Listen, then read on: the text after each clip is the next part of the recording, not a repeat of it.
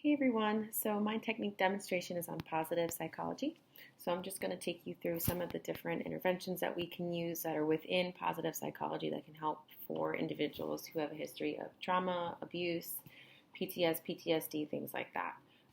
So I describe in my paper that these techniques also work really well with individuals who have a history of substance use disorders and are currently incarcerated, which is actually the population that I work with. So while I didn't know to call it positive psychology, a lot of the techniques I actually use with the women that I work with fall under this category. So one of the things I talk about first is it's really important to be mindful of how we frame certain things when we're working with clients. So especially with this population, um, positive psychology is really about maintaining a positive mindset. How do we find a way to frame what's going on in a more positive versus negative light, but also finding meaning in our lives, maybe meaning in our trauma and suffering, um, things like that. So I would never just tell a client, try to stay positive about it, because I don't want to say never, but a lot of times that's not going to be received very well.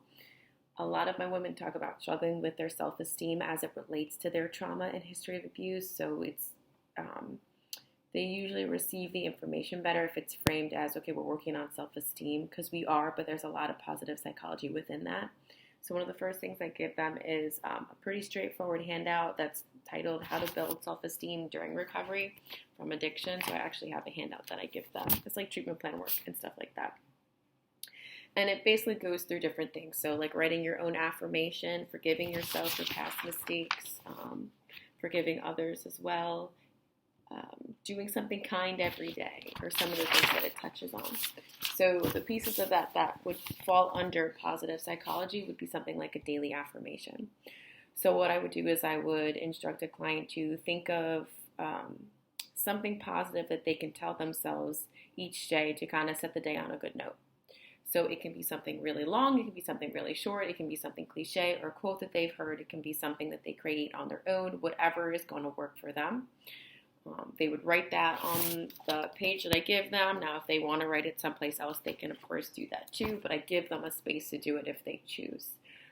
From there, I suggest that they start reciting that to themselves at least once a day, preferably in the morning, just to kind of, again, set the day on a positive note. And we have a conversation about some of the negative self-talk that we might participate in, and how by actually starting the day by saying something positive about ourselves, the more often we say it, the more we're going to believe it, the more we're going to feel it, so on and so forth. Now, what goes hand in hand with that is the negative self-talk worksheet. So you can really create anything like this on your own. It's very straightforward, but with positive psychology, again, it's a lot of reframing our mindset and our thinking. So for the negative self-talk worksheet, you would instruct a client, anytime you participate in negative self-talk, which again would be for a client who has shared that this is something they do, whether they've called it that or not. If they're not familiar with the term, I always ask, we go over it, and I explain that anytime we participate in negative self-talk, it can be about our abilities, if we're smart, if we think we're stupid, if we think we're ugly, whatever, we're not good enough, or a bad mom, whatever it may be that client might experience or tell themselves, they would write it down on this log. They'd come up with a positive thought or affirmation to challenge that specific thought. And then what you would do is you would have the client come up with an example. You'd do the first one together, and then you'd have them come up with the positive affirmation. So hopefully it would only take one. Usually it only takes one or two to do so. But you continue to do this with the client until they understand the concept and they're able to do it on their own. And then eventually you would review this with them. So not only reviewing their negative self-talk statements, what they came up with as positive affirmations instead, but also what it was like being able to do that. Now with this handout, you would also have a conversation with the client about their ease in saying negative things about themselves and the difficulty sometimes identifying their strengths. Now, again, not for all clients, but for a lot of clients, if that's the case, that's a conversation that you can have with them. And you would explain how a lot of times this negative self-talk is just a habit. Half the time we don't realize it's happening, or it's easy. We just kind of start doing it because usually we've been doing it for a long time. Eventually, over time, it won't be as hard to identify our strengths, to say positive things about ourselves. And our new habit will actually be the positive self-talk. Those messages are now going to be positive and not negative. So again, with the positive psychology. Another thing that positive psychology talks about often is finding meaning and purpose in our lives. So sometimes I can frame that as far as forgiveness. Again, if it's something a client has expressed that they're struggling with or that they want to work on. So sometimes being able to understand where maybe somebody else was coming from or why they might have done something when it comes to trauma or abuse. Now, again, we make it very clear that is not taking away any accountability or saying that what somebody did to us is okay. But it helps us understand maybe it actually had less to do with us and more to do with the other person. So sometimes it takes some of that self-message away, like, oh, this person abused me because I'm not good enough or because I'm stupid or things like that.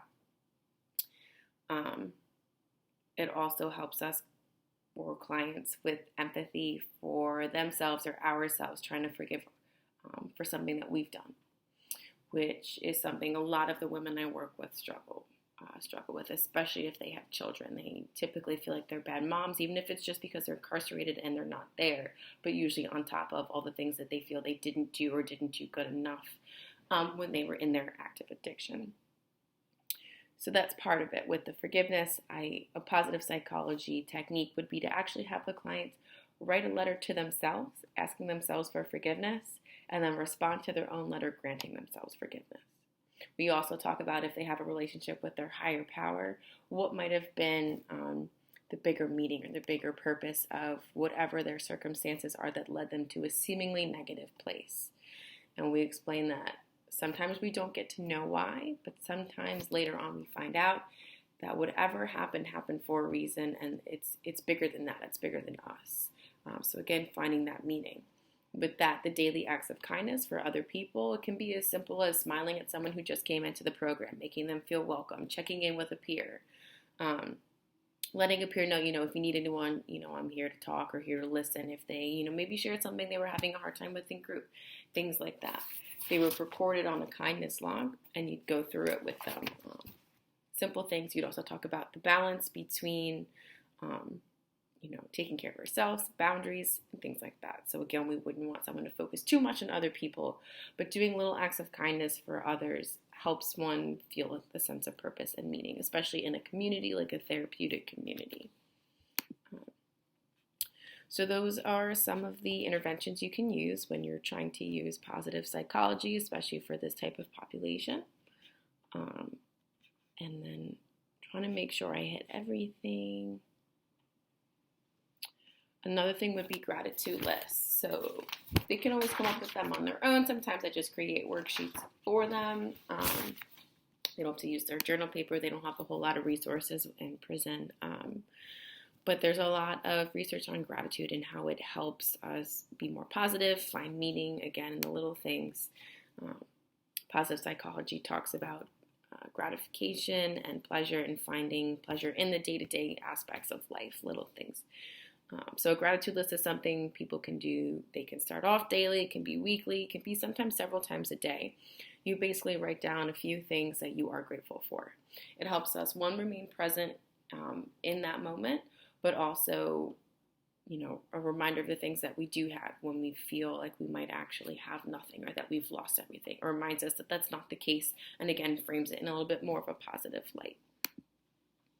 With the negative self-talk, I forgot to mention before, a way that you can take that from more of an individual basis to a group level is actually have individuals share their negative self-talk message with the group and then have their peers come up with the positive affirmations to challenge it. That's usually a fun one. You can also kind of combine like art and music therapy, have clients decorate, a poster board or a paper with their name on it, pass it around, have their peers write positive affirmations about them. And then at the end of that group, you'd have each individual client stand up and read the positive affirmations that their peers shared about them or wrote about them.